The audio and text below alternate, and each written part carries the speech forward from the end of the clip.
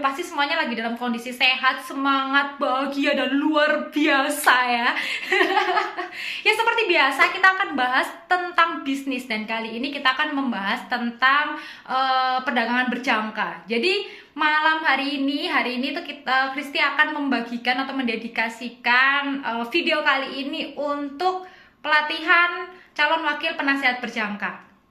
Jadi sebenarnya video ini adalah PR.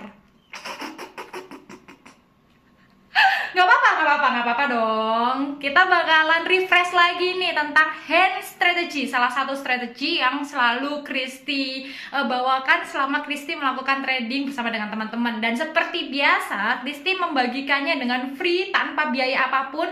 Dan ini para signal seeker sudah rasakan ya beberapa tahun terakhir. Ya kan? Awas kalau bohong ya. Jadi kita akan refresh lagi hand strategy. Hand itu sebuah singkatan. Jadi ini logonya, sebelah sini nih. Nih logonya hand strategy. Nih logonya. Jadi hand strategy itu adalah sebuah singkatan dari harmonic ascending and descending gitu. Istilahnya istilah musik semua ya. Ya soalnya Kristi suka banget sama musik. Kalau kita lihat dari akar singkatannya, harmonik ini merupakan sebuah kata yang artinya adalah balance, teratur, serasi, selaras, harmonis ya. Ini istilah musik begitu. Kemudian ascending itu artinya suatu kondisi di mana terjadinya peningkatan. Jadi ada peningkatan dari satu titik ke titik tertentu, jadi peningkatan. Kemudian and descending itu artinya suatu kondisi di mana terjadi penurunan. Jadi lawannya dari ascending. Sehingga kalau kita bisa lihat berdasarkan singkatan ini, harmonic, ascending, and descending itu artinya suatu keselarasan, suatu balance, suatu keserasian dari sebuah peningkatan maupun penurunan. Jadi di dalam kita melakukan bisnis, di dalam kita melakukan perdagangan, itu selalu ada kondisi naik dan kondisi turun. Betul dong? Kita semua yang melaksanakan bisnis pasti sangat memahami hal tersebut. Kalau kita tuangkan di dalam grafik, misalnya di perdagangan berjangka begitu ya, kan ada satu produk dengan grafik-grafik tertentu, itu ada grafik naik, ada grafik turun. Dan semuanya nggak salah, di dalam naik maupun turun kita bisa mengambil peluang dan juga menganalisa bagaimana apa yang harus kita lakukan begitu. Dan semuanya terus berjalan sehingga selaras. Jadi hand strategy itu asal muasalnya seperti itu. Kenapa kok Kristi gunakan kalimat atau kata-kata hand? Jadi mau naik mau turun kita akan mengambil peluangnya begitu. Kita akan buka. Jadi kalau teman-teman signal seeker semua pasti ngerti ya, hand strategy ini mulai muncul di kisaran tahun 2021. Jadi Kristi sudah coba riset dari 2020. Sebetulnya ilmunya juga pengembangan gitu dari apa yang Kristi pernah pelajari.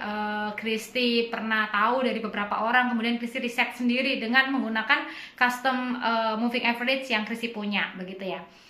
Oke, kita mau lihat hand strategy trading system itu bagaimana.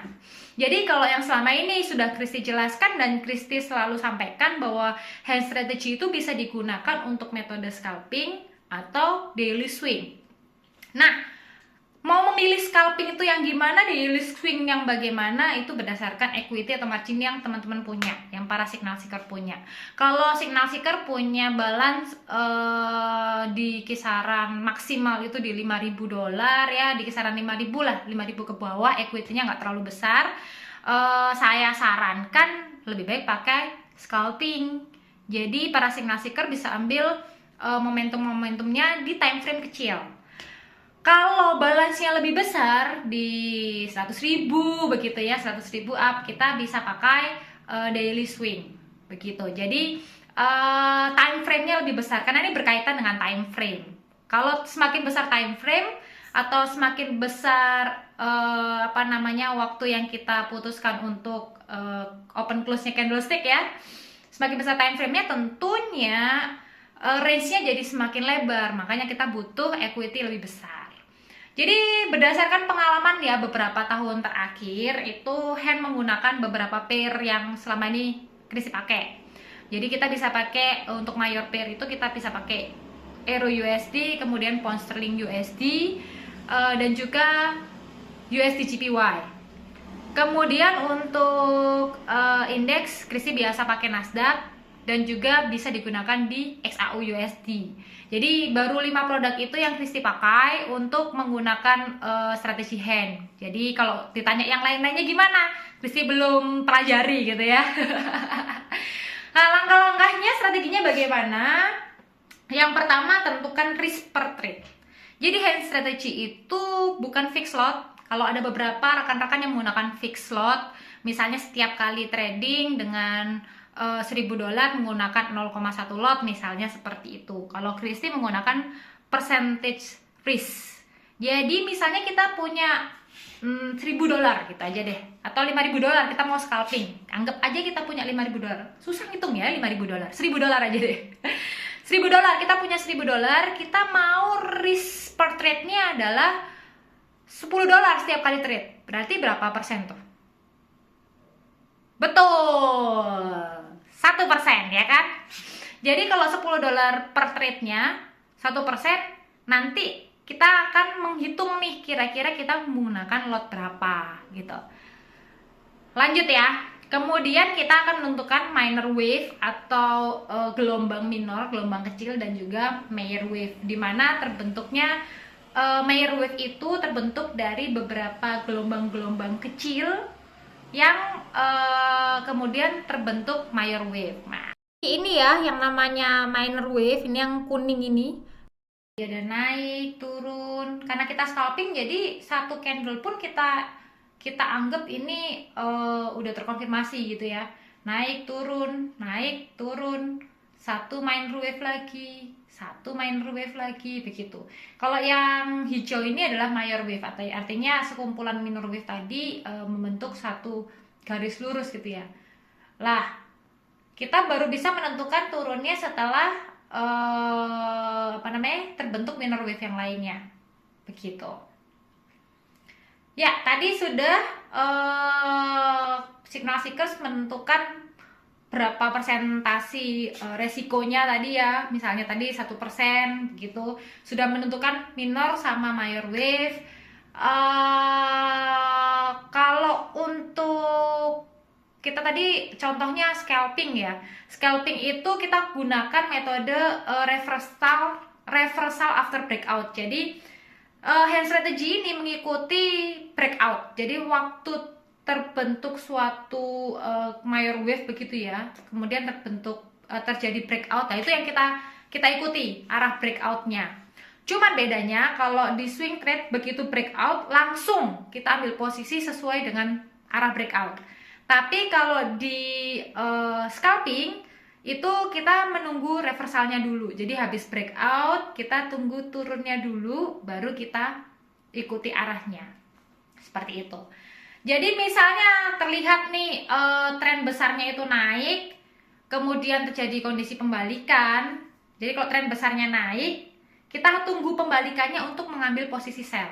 Tapi kalau tren besarnya itu turun, kita menunggu pembalikannya untuk ambil posisi buy.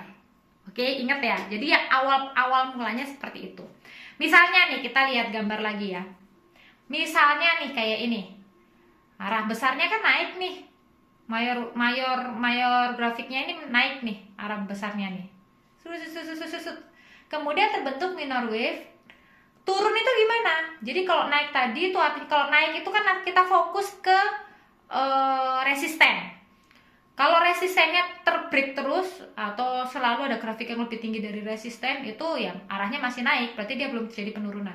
Tapi begitu ada grafik turun, kemudian naiknya tidak melebihi resisten yang sebelumnya, kemudian dia turun melebihi support yang terdekat, nah, ini sudah mengkonfirmasi bahwa akan terjadi pembalikan grafik. Kita tunggu gelombang yang kedua. Jadi gelombang pertama, terus gelombang kedua break. Gelombang pertama yang ini ya. Gelombang kedua break, kita ambil sell di support terdekat. Di sini. Setelah kita ambil sell di support terdekat ini, kita langsung pasang stop loss-nya 1 dan take profit-nya 1:1. Kalau scalping kita langsung pasang 1:1.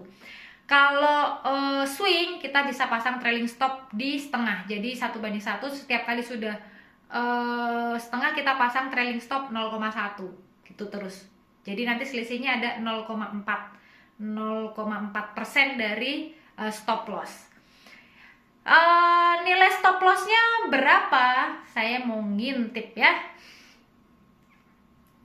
Nih, nilai stop lossnya untuk mata uang Euro USD, Pound Sterling USD, dan sebagainya itu adalah 100 poin. Jadi maksimal 30 poin kok. 100 itu syaratnya untuk swing. Kita ngomongin scalping. Jadi untuk mata uang itu maksimal di 30 poin. Jadi kalau range-nya itu lebih dari 30 poin, ya kita nggak perlu mengambil posisi. Udah, jangan sampai. Pokoknya maksimal di 30 poin. Kemudian untuk Nasdaq atau indeks itu tidak lebih dari 50 poin, dan juga untuk SAU tidak lebih dari 5 poin. Jadi misalnya SAU nih, kita 5 poin, kalau kita ambil 0,01 itu kan berarti $5 kalau 5 poin, ya kan? Padahal tadi kita maksimal $10 untuk risk management, berarti kita ambil 0,02 lot, misalnya seperti itu. Jadi kita tentukan stop lossnya itu berapa poin, berapa lot. Tadi ya maksimal, sesuai maksimalnya TP-nya 1:1. Sesimpel itu. Kemudian untuk daily swing trade sih sebenarnya ya hampir sama, cuman poinnya lebih tinggi gitu ya. Untuk Nasdaq kita pakai 500 poin, untuk mata uang kita pakai 100 poin, dan untuk SAU kita pakai 50 poin gitu, karena panjang gitu ya. Nah, untuk scalping itu open posisinya nggak boleh lebih dari 2 wave minor. Jadi sebetulnya ya, waktu kita ambil open posisi untuk scalping itu kalau terjadi pembentukannya sudah lebih dari 2 wave minor, misalnya nih kita ketinggalan grafik, tadi udah ada yang naik terus turun, udah bentuk wave kedua, nah itu kita udah nggak boleh masuk posisi. Kita harus bener-bener masuk posisinya sejak wave pertama terbentuk, baru kita bisa masuk posisi untuk menunggu wave berikutnya. Karena kalau enggak udah telat, karena kan kita mainnya di time frame kecil, di M5 begitu ya, kurang lebih seperti itu. Kemudian untuk hand strategy itu sebetulnya ada satu lagi, kita pakai moving average yang custom ya.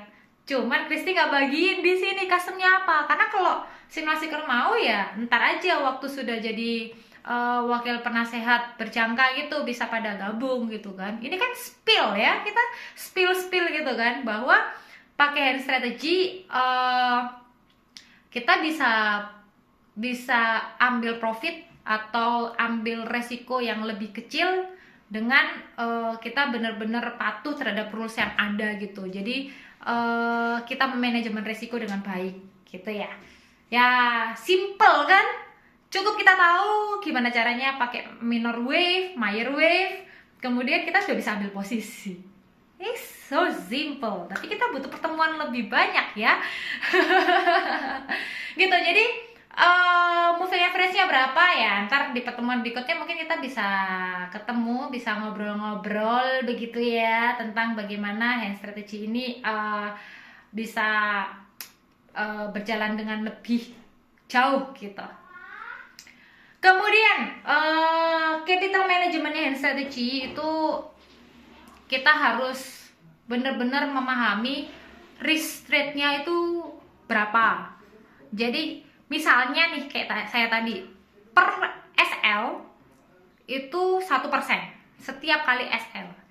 Kemudian saya misalnya konsekutif XL ya, terjadi SL terus menerus, artinya uang saya akan habis setelah setidaknya 100 kali berturut-turut saya melakukan trading.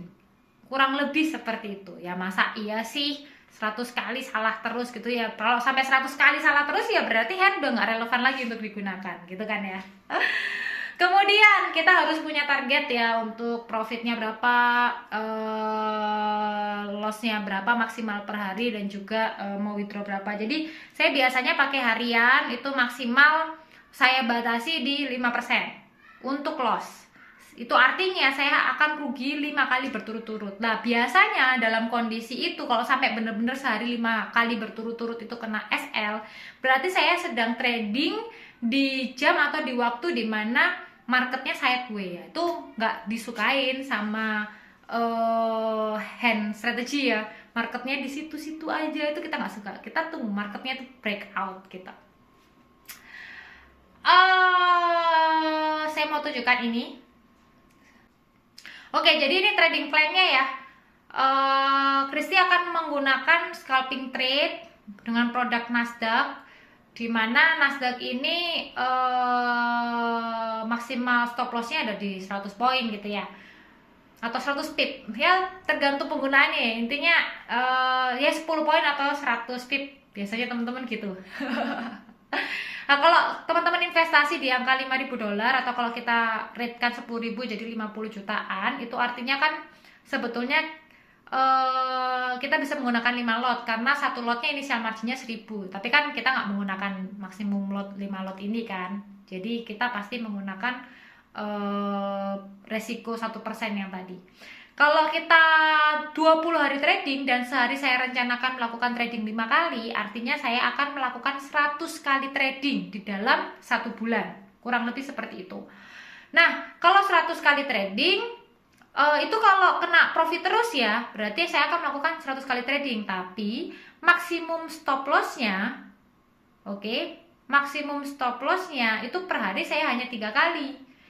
Kalau amit-amit jabang bayi analisa saya sangat-sangat tidak akurat, artinya kalau benar semua saya akan melakukan 20 kali 5 atau 100 kali trading. Tapi kalau sampai salah semua, sehari kan maksimal cuma 3 kali stop loss, artinya 3 dikali 20, artinya 60 kali trading saja saya melakukan trading, 60 kali trading saja. Jadi nggak sampai 100 kali trading ya, karena sehari udah dijagang istilahnya ya, udah dihentiin di 3 kali stop loss. Oke, dengan skema yang demikian, dengan juga memperhatikan ada transaksi fee sebesar $1 per lot, artinya kalau saya menggunakan stop loss 1%, yang artinya take profitnya juga 1% ya, kurang lebih kita ambil di maksimal stop loss-nya sama-sama di 100 poin, kurang lebih ya 0,03 lot. Berarti setiap kali ambil posisi saya ada fee transaksi $0,03. Nah, dengan mempertimbangkan hal tersebut, kalau saya profit terus nih, analisanya benar terus selama 20 hari dengan 5 kali lot, maka saya akan menghasilkan profit 100%. Karena sekali take profit tadi kan 1%. Kalau dalam 20 hari saya trading 5 kali sehari, artinya 100 kali trading, 1% dikali 100 ya 100%, saya akan profit $5.000. 100% ya, dikurangi fee, netnya jadi sekian, tapi profit loss-nya tetap di 100%. Kalau akurasinya 80%, profitnya di 4.000 dan seterusnya. Cuman kalau akurasinya sampai 0%, loss kita itu maksimal di 3.000. Kenapa? Yaitu tadi, kalau sampai kita 3 kali SL, loss maksimalnya itu amit-amit di 3.000 setiap bulannya dalam waktu 1 bulan, ya berarti loss maksimalnya di 3.000, nggak akan melebihi. Sampai di angka 40% saja kita akan profit di 2.000 dengan loss maksimal 3.000, grossnya 1.000, minusnya hanya 20%. Yang artinya berdasarkan pengelolaan transaksi ini, strategi hand berpotensi untuk profit 100% dengan akurasi analisanya 100%, dan apabila akurasi analisanya adalah 0%, potensinya adalah minus 60%. Kita punya perbedaan atau perbedaan resiko di 40%. Jadi kalau untung bisa maksimal di 100%, tapi kalau rugi maksimal di 60%. Kalau dengan strategi yang seperti ini, karena kita pakai stop loss dan take profit, ya pastinya akan sangat-sangat jauh dari kata margin call. Karena kita betul-betul atur, hand strategy ini mengatur bagaimana caranya semua termanage dengan baik begitu. Kurang lebih seperti itu. Jadi para signal seekers, kira-kira pada mau belajar hand strategy nggak? Kalau mau belajar ya para signal seekers harus sediakan waktu dan belajar bener-bener. Kalau boleh kasih informasi, teman-teman yang udah pernah pakai hand dan pernah berhasil, boleh dong ninggalin jejak komentar. Saya pengen tahu nih, kalau biasanya kan para signal seekers chat by WA atau di grup yang kita buat gitu ya, sharing-sharing makasih, saya sudah profit sekian sekian sekian. Tapi coba deh chat di sini, kali aja kita bisa sama-sama belajar gitu kan. Dan yang paling penting para signal seekers harus benar-benar menjaga psikologi tradingnya, karena hand ini sangat menggiurkan ya. Begitu kita scalping, biasanya pergerakan harga yang cepat itu kita 5 menit 10 menit udah rilis gitu ya, udah kena take profit atau kena stop loss. Dan ini edik banget, sering banget ini kejadian banget. Para signal seekers itu masuk market itu hitran begitu, karena dengan metode ini tuh kayak orang itu jadi nggak disiplin, masuk market tuh pingin terus-terusan, karena ya gampang banget sih, emang metodenya nggak terlalu rumit gitu. Nah, para signal seekers harus disiplin. Kalau kita udah punya trading plan ini, ya harapannya para signal seekers nggak menyalahi dari aturan yang ada gitu. Jadi betul-betul kita anggap ini sebagai perdagangan, bukan perjudian. Jadi kira-kira para signal seekers lebih suka dagang apa judi? Enggak ya, nggak boleh ya. Harus dagang yang benar gitu kan, karena kita mau belajar sama-sama dengan lebih benar, lebih bijak dan lebih baik gitu daripada sebelumnya. Jangan sampai kejadian-kejadian yang margin call berulang kali itu keulang-ulang terus ya. Ya udah waktunya kita berhijrah dengan jadi manusia, jadi trader yang lebih baik. Oke deh signal seekers, itu sedikit sharing dari Kristi tentang hand strategy. Yang bersedia untuk belajar lebih lanjut, ya yuk kita sama-sama belajar di next event, di next pertemuan gitu ya. Semoga semuanya bisa dapat ilmunya, walaupun mungkin belum sharing banyak. Semoga semuanya bisa belajar dengan lebih baik. Sampai ketemu ya di next event. Bye.